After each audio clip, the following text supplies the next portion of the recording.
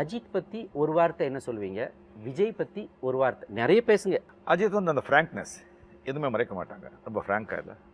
அந்த ஃப்ராங்க்னஸ் வந்து எனக்கு ரொம்ப பிடிக்கும். அண்ட் அந்த விஜயோட அந்த குவைட்னஸ், ஜாஸ்தி எதுவுமே பேச மாட்டாங்க, அமைதி. ஸோ ஈவன் நான் கேள்விப்பட்டிருக்கேன், எப்பவுமே அந்த வில்லன் அப்படின்னு சொல்லும்போது அதுக்கு ஒரு ஈர்ப்பு இருக்கும். ஆக்சுவலி நீங்கள் பார்த்தீங்கன்னு சொன்னால் எல்லாருக்குமே ஆர்டிஸ்ட்டுங்களுக்கு ஆகட்டும், இல்லை எந்த ஹீரோ என்ன திஸ்டிங்கள் பண்ணால் கூட இல்லை, அந்த villain characters it has so many colors, cunning, cruel. Soundarya வந்து ஸ்டார்ட் கேமரா ஆக்ஷன் சொல்லும்போது உங்களுக்கு எப்படி சார்? சிரிச்சிட்டேனே. ரொம்ப ஒரு சந்தோஷமான தருணத்தில் உங்களோட உட்காந்து பேசுறது எனக்கு ஒரு பெரிய சந்தோஷம் சார். தமிழ்நாடு அரசுடைய சிறந்த நடிகர் அவார்டு 6 முறை, ஃபிலிம்ஃபேர் அவார்டு நிறைய முறை, அதே போல் ஃபிலிம் ஃபேன்ஸ் கிளப் அவார்டு எண்ணற்ற முறை வாங்கியிருக்கீங்க.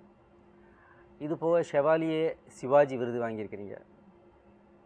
அப்புறம் தமிழக அரசின் கலைமாமணி விருது வாங்கியிருக்கீங்க, கலைச்செல்வம் விருது வாங்கியிருக்கிறீங்க, மகாராஷ்டிர அரசால் ராஜ்கபூர் விருது வாங்கியிருக்கிறீங்க.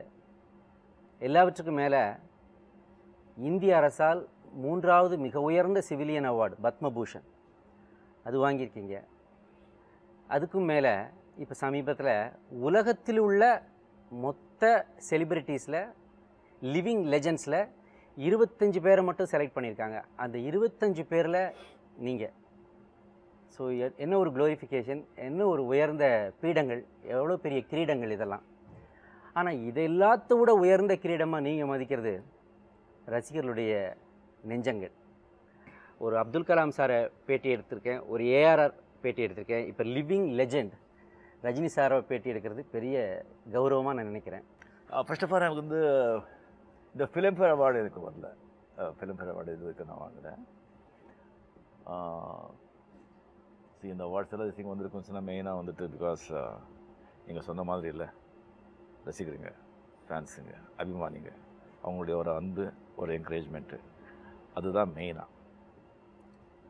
ஸோ நீங்கள் வந்து இந்த அவார்ட்ஸ் எல்லா திங்கும் டெஃபினெட்லி நான் வந்துட்டு என்னுடைய ரசிகர்கள் தான் அது வந்து நான் பண்ணி. உலகம் ஃபுல்லாக தெரிந்த நடிகர் ஜாக்கி சான். ஜாக்கி சானுக்கே வந்து நம்ம கார்ட்டூன்ஸ் வந்திருக்குது, குழந்தைங்க ரசிக்கிற மாதிரி கார்ட்டூன்ஸ் வந்துருக்கு. ஆனால் சவுத் ஏஷியாவிலே எனக்கு தெரிஞ்சு வந்து அனிமேஷன் மோஷன் கேப்சரோட ரியல் ரஜினியே வந்து பண்ணுற மாதிரியான இது உங்களுக்கு தான் சார் ஃபஸ்ட்டு பண்ணியிருக்காங்க. அது ஒன்று. இப்போ இது என்னென்னா, நீங்கள் வந்து ஸ்க்ரீன் ப்ளே பண்ணியிருக்கீங்க, நடிச்சிருக்கீங்க, எல்லாம் பண்ணியிருக்கீங்க. பட் டைரக்ஷன் சைடு நீங்கள் சொன்ன மாதிரி டெக்னிக் நமக்கு எதுக்குன்னு சொல்லிட்டீங்க, நம்ம ஐம் ஜஸ்ட் அன் ஆக்டர்னு சொல்லிட்டீங்க. ஆனால் உங்கள் வீட்டில் இப்போ 2 டைரக்டர் இருக்காங்க. நீங்கள் வந்து 1975 அபூர்வ ராகங்களில் முதல்ல ஆக்ஷன்னு பாலச்சந்தர் சார் சொல்லி நடித்தவங்க. பாலச்சந்தர் சார் வந்து பிதாமகர், பீஷ்மர். அவர் வந்து தாதா சாஹிப் பால்கே வாங்கியிருக்கிற மாபெரும் இயக்குனர்கிட்ட நடிச்சிட்டிங்க. அவர் ஆக்ஷன் சொல்லி நடிச்சிட்டு இப்போ சௌந்தர்யா வந்து ஸ்டார்ட் கேமரா ஆக்ஷன் சொல்லும்போது உங்களுக்கு எப்படி சார்? சிரிச்சிட்டேனே. சீரியஸ் தான் சார், என்னடா இது அப்படின்னு சொல்லிட்டு கோவம் வந்துருக்கு அவங்களுக்கு. இதப்பா டாடி வாட் இஸ் அது ஆக்சுவலி இதை வந்து இவங்க 2 பேரும் டைரக்டராக வந்து நினச்சி கூட நான் பார்க்கல. ஸோ அதுக்கப்புறம் நீங்கள் பார்த்தீங்கன்னு சொன்னால் வந்து அந்த அஃப்கோர்ஸ் அந்த விஜுவல் கம்யூனிகேஷன் வந்து ஆஸ்திரேலியாவில் வந்துட்டு 1 இயர் கோர்ஸ் பண்ணாங்க. அது கோர்ஸ் பண்ண பிறகு அவங்க மதர் டாட்டர்ஸ், நான் வந்து எப்போங்க 2 பேருமே அதை இது பண்ணக்கூடாது. ஸோ அதில் வந்து ஆக்சுவலி அந்த ஆட்டிடியூட் வந்து அவங்ககிட்ட இருக்குதுன்னு சொல்லிட்டு முதல்லயே வந்து இந்த பெயிண்டிங் திஸ்டிங் அதெல்லாம் இல்லாமல் அந்த சௌந்தர்யா அது வந்து கண்டுபிடிச்சாங்க. ஸோ அவங்க வந்து என்கரேஜ் பண்ணிட்டு இருந்தாங்க. ஸோ அதுக்கப்புறம் டெஃபினெட்லி நான் வந்துட்டு the way actually see narratives, script sense எல்லாமே எனக்கு வந்து நிஜமாக கான்ஃபிடன்ஸ் இருந்தது. ஸோ இவங்க 2 பேரும் டைரக்டர் ஆகிறது வந்து எனக்கு ரொம்ப அதுக்கு ஆச்சரியம். But in fact will see sir, ஆக்சுவலாக ஐஸ்வர்யா வந்து டெரிஃபிக் சார். அவங்களுக்குள்ள ஒரு குட்டி ரஜினி இருக்காங்க. அவங்களுடைய ஸ்பீடு, அப்சர்வேஷன்லாம் மிரள்ற. நான் முதல்ல நடிக்க போகும்போது நீங்கள் ஆக்ட் பண்ணுறீங்களே, நான் வைராஜாவை பண்ணியிருக்கேன். நடிக்க போகும்போது யூஸ்வலாக லேடி டேரக்டர்ஸ் என்ன பண்ணிட போகிறாங்கன்ட்டு ஒரு மிதப்பில் தான் சார் போனேன். ஆனால் இந்த பொண்ணோட பவர் பார்த்தேன் சார் நான். அதாவது ஒரு 180-200 ஜூனியர் ஆர்டிஸ்ட்டு நடிச்சிட்டு இருந்தாலும் ஒருத்தன் தப்பு பண்ணால் கண்டுபிடிச்சிடும் சார். ஒரு இன்சிடென்ட்டே நடந்தது. ஒரு கையில் ஃபோனை வச்சுட்டு பேசுகிற மாதிரி ஒரு ஷாட்டு. அதில் நான் என்ன பண்ணிட்டேன், நான் லாங்கில் பேசிட்டு போகிற மாதிரி, வேக் சார் நீங்கள் அங்கேருந்து அப்படியே பேசிட்டே வாங்கன்னு சொன்னாங்க.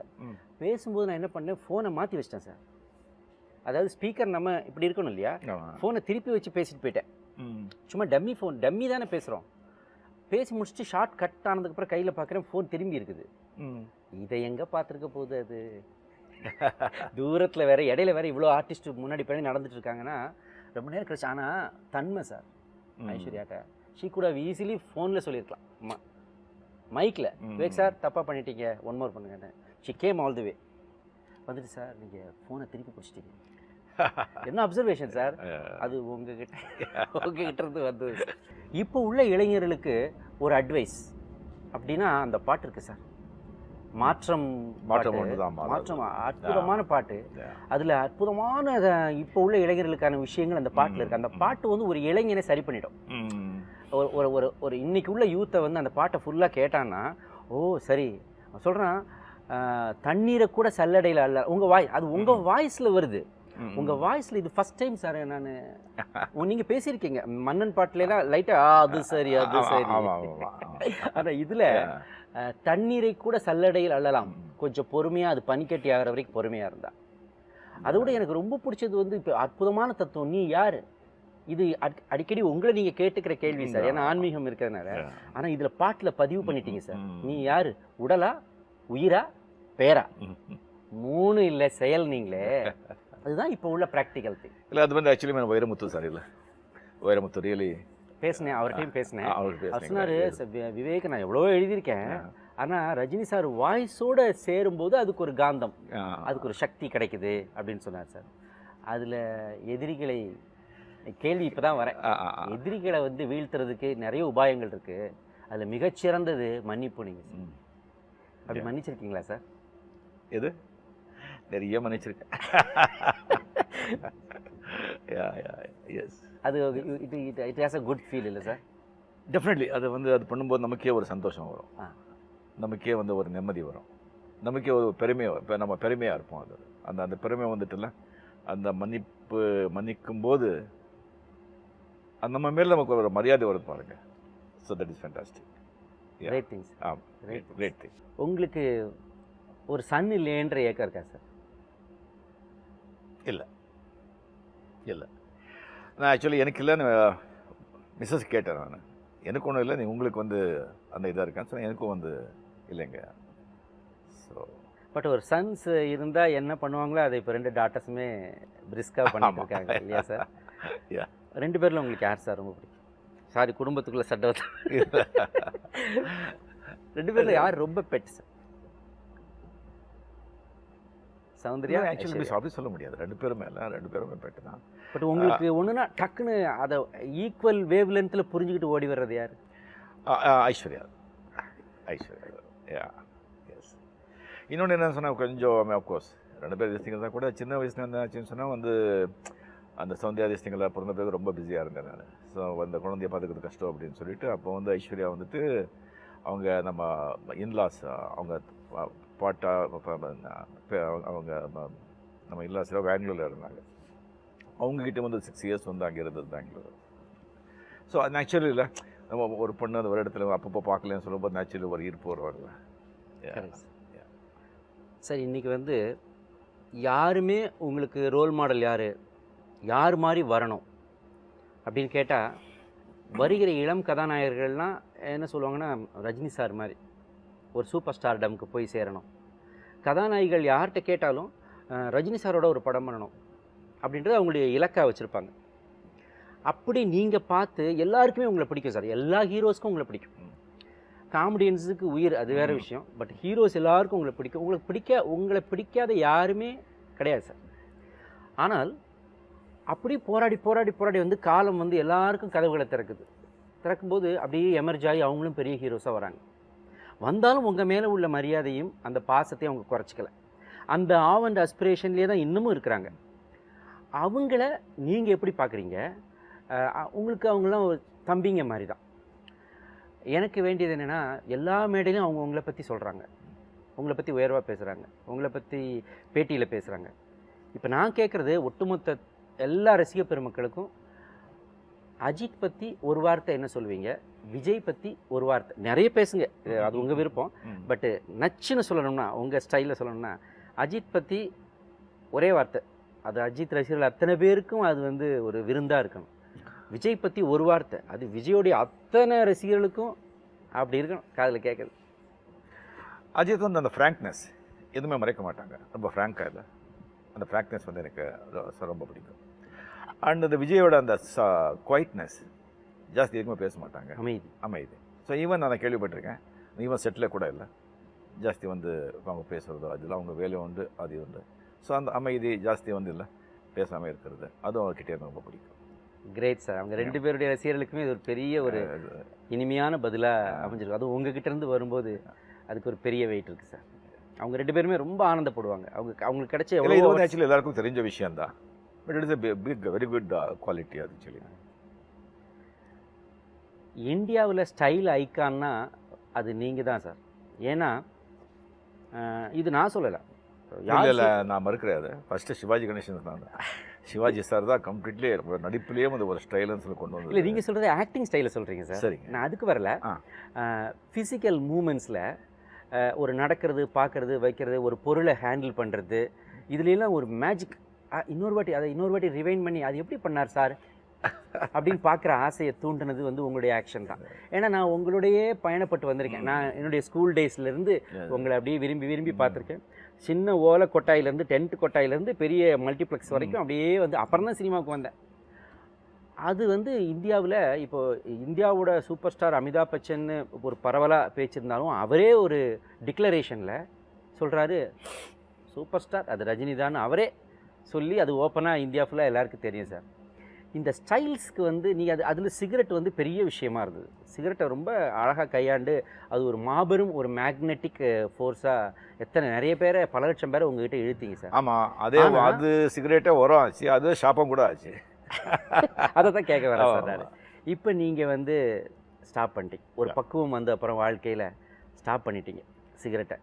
இப்போயும் வந்து சிகரெட்டு, செயின் ஸ்மோக்கிங் பண்ணுற ஏராளமான இளைஞர்கள் நாட்டில் இருக்காங்க. இளைஞர்கள் மட்டும் இல்லை, எல்லா வயதுக்காரங்களும்.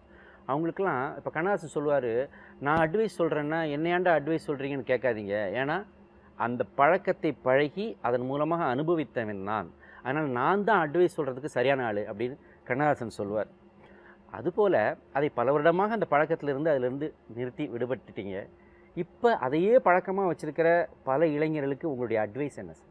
நீங்கள் இது வந்து எல்லாத்தையும் வந்து நீங்கள் செஞ்சால் எதுவுமே இல்லை, பட் லிமிட்டடாக இருக்கணும். எல்லாத்துலேயும் ஒரு லிமிட்டடாக இருக்கணும். எதுக்கும் நம்ம வந்துட்டு அடிமை ஆகிடக்கூடாது, எதுவுமே அடிமை ஆகிடக்கூடாதுங்கிறது தான் என்னுடைய வந்து ஒரு தாழ்மையான ஒரு கருத்து. இப்போ கோச்சடையானில் அந்த இந்த ட்ரெஸ்ஸஸ் மாதிரிலாம் இதெல்லாம் போட்டு தானே சார்? நத்திங். இதெல்லாம் வந்து ஆக்சுவலி ஜஸ்ட்டு ஒரு அந்த ஒரு பாடி ஷூட்டும் கொடுக்குறாங்க. ஸோ இதெல்லாம் வந்துட்டு கிரியேட்டட், இது எல்லாமே கிரியேட்டட், எவ்ரிதிங் கிரியேட்டட்.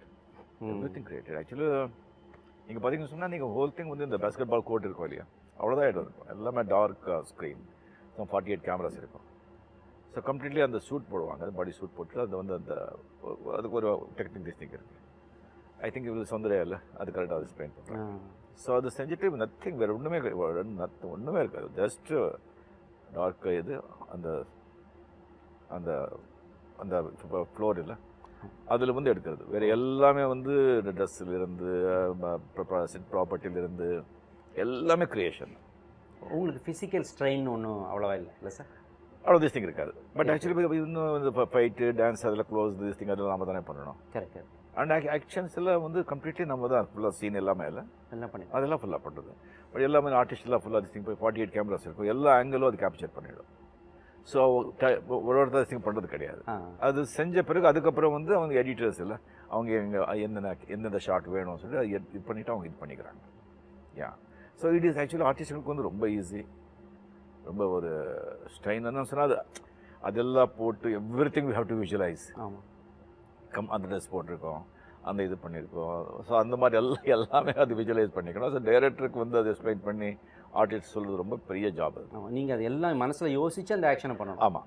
இப்போ மறுபடியும் புராண படங்களுக்கு இது மாதிரியான ஒரு ஹிஸ்டாரிக்கல் விஷயங்களுக்கு மக்களுக்கு ஆர்வம் வந்திருக்கு.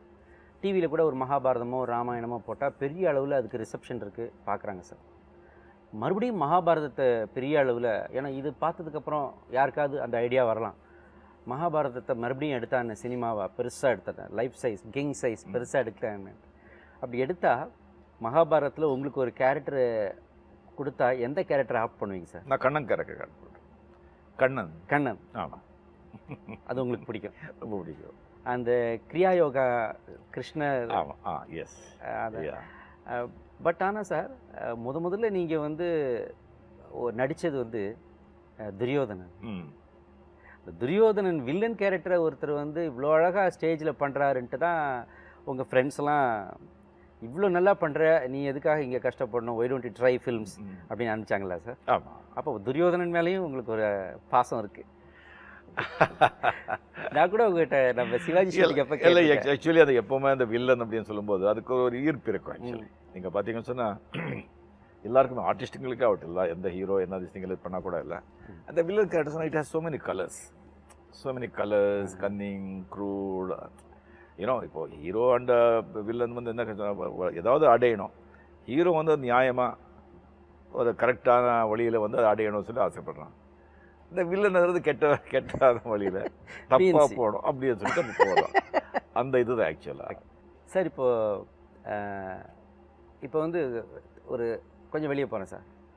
சினிமாவில் தேங்காய் ஷாட்னு ஒன்று உண்டு, பூசணிக்காய் ஷாட்னு ஒன்று உண்டு. தேங்காய் ஷாட் வந்து மொதல் ஷாட், படம் ஆரம்பிக்கும் போது தேங்காயை வச்சு இதெல்லாம் உடச்சிட்டு கொஞ்சம் தேங்காய் ஷாட். பூசணிக்காய் ஷாட்டுங்கிறது வந்து அந்த படத்தோட கடைசி நாள் அன்றைக்கி ஷூட்டிங் அன்றைக்கி ஒரு ஷாட் எடுப்பாங்க. அது முடிஞ்சோடனே பூசணிக்காய் உடச்சிருவாங்க. அதோட அந்த படப்பிடிப்பு முடிஞ்சது. அபூர்வ ராகனுடைய தேங்காய் ஷாட் எது, கோச்சடையானுடைய பூசணிக்காய் ஷாட் எது? அபூர்வ ராகம் அதாவது தேங்காய் ஷாட் நான் மீன் பண்ணுறது உங்களுடைய ஃபர்ஸ்ட் ஷாட். அது அந்த அந்த கேட் திறக்கிறது இருக்கு இல்லையா, அது படத்தில் காட்டுறது. ஃபஸ்ட்டு வந்து இது பைரவி வீடு இதானா அப்படின்னு சொல்லிட்டு கேட்குறது. அந்த கமல் வந்து மேலேருந்து கேட்குறாங்க, யார் ஜெஸ்டிங்கன்னு சொல்லும்போது பைரவி வீடு இதானே அப்படின்னு கேட்குறேன். அதுதான் வந்துட்டு என்னுடைய ஃபஸ்ட் தேங்காய் ஷாட் அப்படின்னு சொல்லலாம். அது முடிச்சோடனே அது ஒரே டேக்கில் ஓகே பண்ணிட்டீங்களா சார்? ஒரே டேக்கில் ஓகே ஆகிடுச்சு. அது ஒரே டேக்கில் ஓகே ஆகிடுச்சு. அதுக்கப்புறம் கமல் வந்து கட்டி பிடிக்கிறாங்க இல்லையா, அது வந்து ஒரு 10-15 டேக் ஆகிடுச்சு. ஏன் சார்? கமல் வந்து பெரிய ஸ்டார். அப்போ வந்து ஆக்சுவலி எப்போவுமே ஒரு பெரிய ஸ்டார். ஸோ அவர் வந்து பிடிச்சி இதில் இது பண்ணும்போது ஒரு மாதிரி தடமாற்றம் அது திங்களாக அது வர ஆரம்பிச்சிச்சு எனக்கு. அதுக்கப்புறம் அவரே வந்துட்டு எனக்கு என்கரேஜ் பண்ணி இல்லை ஒன்று வந்து இது பண்ண வேண்டாம் அப்படின்னு சொல்லிடலாம். இல்லை கிரேட் கம்ப்ளீட்லியா சார். இப்போ இந்த கோச்சடையானுடைய பூசணிக்காய் ஷாட்டு அது வந்து இந்த சீன்ஸு அதெல்லாம் கம்ப்ளீட்டாக வந்து லண்டனில் எடுத்துட்டோம். அதுக்கப்புறம் சாங் அண்ட் ஃபைட்ஸ் எல்லாம் வந்துட்டு எனக்கு கேரளாவில் வந்து ஒரு ஸ்டுடியோ இருக்குது, அங்கே வந்து எடுத்தோம். அது எடுக்கும்போது ஐ திங்க் சாங்கில் வந்துட்டு ஒரு மெதுவாகத்தான் சாங், அருமையான மெலடி சார். என்ன சாங் அது? நானும் தீபிகா, அதில் வந்துட்டு ஒரு கம்பைன் ஷாட் இருக்குது. அதுதான் வந்து பூசணிக்காய் shot for Kochadaiiyaan. Right sir. அப்போ அந்த செகண்ட் என்ன யோசிச்சிங்க சார் கோச்? ஏன்னா அது எல்லாம் ட்ரீட்மெண்ட்லாம் எடுத்து வந்து பிறகு அப்புறம் சரியாகி அப்புறம் பண்ணி கொடுத்துருக்கீங்க. அது முடிச்சோடனே இது இல்லை, அது முடிச்ச உடனே ஆக்சுவலாக நீங்கள் பார்த்தீங்கன்னு சொன்னால் அந்த மேக்கப்பு அந்த ட்ரெஸ்ஸு அதெல்லாம் போட்டு அந்த சீன்ஸு ஆர்டிஸ்டோட திஸ் திங் பண்ணும்போது தான் நமக்கு ஒரு ஆக்சுவல் ஆக்ட் பண்ண மாதிரி இருக்கும். இது வந்து ஒரு ஆக்ட் பண்ண மாதிரி எனக்கு தோணலை. பிகாஸ் கம்ப்ளீட்லி ஏதோ வந்து ஒரு ரிஹர்சல் இல்லை. உங்கள் டாக்டருக்கு ஒரு சின்ன விளையாட்டு காட்டின மாதிரி இல்லை, ஒரு ரிஹர்சல் மாதிரி. இப்போ வந்து பெரிய திஸ்டிங்கெல்லாம் ரிஹர்சல் பண்ண போகிறோம், அந்த ரிஹர்சல் வந்து காஸ்டியூமோ அதோ இதெல்லாம் ஒன்றுமே இருக்காது. அந்த மாதிரி தான் ஆக்சுவலாக வந்து அது இருந்தது. அதுக்கப்புறம் வந்துட்டு அவங்க வந்து எனக்கு அந்த ரஷஸ் எல்லாம் அவங்க வந்து அதை ரெடி பண்ணி எனக்கு பார்க்கும்போது தான் நான் வந்து அதை நாடி போயிட்டேன். நான் என்னங்க இது எப்படி இது அப்படின்னு சொல்லி இல்லை நம்ம காமிக்கிறோம் அப்படின்னு சொல்லி அப்போ தான் உள்ளே நான் போனேன். என்ன எப்படி இது என்ன பண்ணுறாங்க அப்படின்னு சொல்லி போனால் மை காட், இதுக்கு வந்து ஒரு அது சொல்ல மாட்டேன். இதுக்கு ஒரு பெரிய ஒரு அதுக்கு கோச்சடையான் வந்து உருவானதுக்கு காரணமே வந்து I can say doctor Murali and A R Rahman. இந்த சேம் மோஷன் கேப்சர் வந்து ஹாலிவுட்டில் பண்ணிகிட்ருக்காரு. அவர் வந்து இந்த எஃபெக்ட் திஸ்டிங்கெல்லாம் படம் பார்த்துட்டு ஜஸ்ட் ஒரு 5 இயர்ஸ் 5 இயர்ஸ் 6 இயர்ஸ் ஆகும் இது. அண்ட் பட்ஜெட் எவ்வளோ திஸ்டிங் இது ஆகும். அதில் வந்துட்டு நம்ம இதில் இவ்வளோ வந்து நீங்கள் பண்ணுறதுங்கிறது இல்லை, அது ஒரு பெரிய விஷயம். ஸோ எனக்கும் என்ன ஆச்சுன்னு சொன்னால் ஆக்சுவலி நீங்கள் பார்த்தீங்கன்னு சொன்னால் இப்போ வந்து ஃபாரினில் வந்து அவ்வளோ டெக்னீஷியன்ஸு டெக்னிக்கல் அட்வான்ஸ்மெண்ட் இருக்குது, வேர்ல்டு மார்க்கெட்டு, அங்கே இருக்கிற இன்டெலிஜென்ஸு டைரக்டர்ஸ் ஆகட்டும், ஸ்கிரிப்ட் ரைட்டர்ஸ் ஆகட்டும், அந்த மாதிரி இருக்காங்க. பட் இப்போ அவங்களுக்கு எல்லாம் தடுமாடுறது என்ன சொன்னால் சப்ஜெக்ட் இல்லாமல் தான் அவங்க அப்படி வந்து தடுமாடுறாங்க. நம்மளை பார்த்தீங்கன்னு சொன்னால் மகாபாரதா ராமாயணாவில் வந்து இல்லாத ஒரு இதே கிடையாது. ஸோ அதெல்லாம் எடுக்கிறதுக்கு வந்து இந்த டெக்னாலஜி ரொம்ப யூஸ் ஆகும். இது வந்து நல்லா அட்வான்ஸ் ஆக ஈவன் டைம் கூட கம்மியாகும், அட் த சேம் டைம் பணம் கூட கம்மியாகும். அப்படி ஆகும்போது மகாபாரதா ராமாயணம் திஸ்டிங் அந்த மாதிரி எபிக்ஸ் எல்லாம் வந்துட்டு ரொம்ப நல்லா திஸ்டிங்க இது வந்து ரொம்ப பெருசாக திஸ்டிங் எடுக்குன்னா இன்னொன்று என்னன்னு சொன்னாக்க இந்த பாடி கேப் அந்த ஃபேஸ் கேப் திசிங்கெல்லாம் இது பண்ணியிருக்காங்க. ஸோ இதில் இம்மார்டலைஸ் பண்ண மாதிரி இப்போ நமக்கு அப்புறமும் கூட வேறு நம்ம மாதிரியே ஒரு ஆக்ட் பண்ணுறாங்களோ இல்லையா, அவங்க ஆக்ட் பண்ண வச்சுட்டு நம்ம பாடி கேப்பு ஃபேஸ் திசிங் வச்சுட்டு பண்ணிடலாம். ஆக்சுவலி பார்த்தா சிவாஜி சார் எம்ஜிஆர் சார்லாம் இருக்கும்போது இது அந்த டெக்னிக் இல்லை. அப்படி இருந்து அவருடைய பாடி கேப் அந்த ஃபேஸ் திசிங் பண்ணி வச்சுருந்தா மற்றவங்களை போட்டு எம்ஜிஆர் பிக்சர் அப்படியே எடுத்துருக்கலாம், சிவாஜி பிக்சர் அப்படியே எடுத்துருக்கலாம். ஸோ அவ்வளோ அட்வான்ஸ்மெண்ட் இருக்குது. பல விஷயங்களுக்கு ஆரம்பமாக டெக்னிக்கல் சைடில் ஆரம்பமாக கோச்சடையான அந்த இதில் எனக்கு சந்தோஷம் சொல்லும்போது எனக்கு first I want to immortalise you. அப்போ ஏதாவது நீ ஒரு டெஃபினட்டாக செய்யணும் அப்படின்னு சொல்லும்போது தான் நான் டெஃபினெட்லி இல்லை இது காட்டினேன். அட் த சேம் டைம் நான் இவ்வளோ தமிழ் நம்ம சவுத் இண்டஸ்ட்ரி அவ்வளோ திஸ்டிங் கொடுத்துருக்கு. ஏதாவது நம்ம புதுசாக செய்யணுங்கிறதுல இல்லை.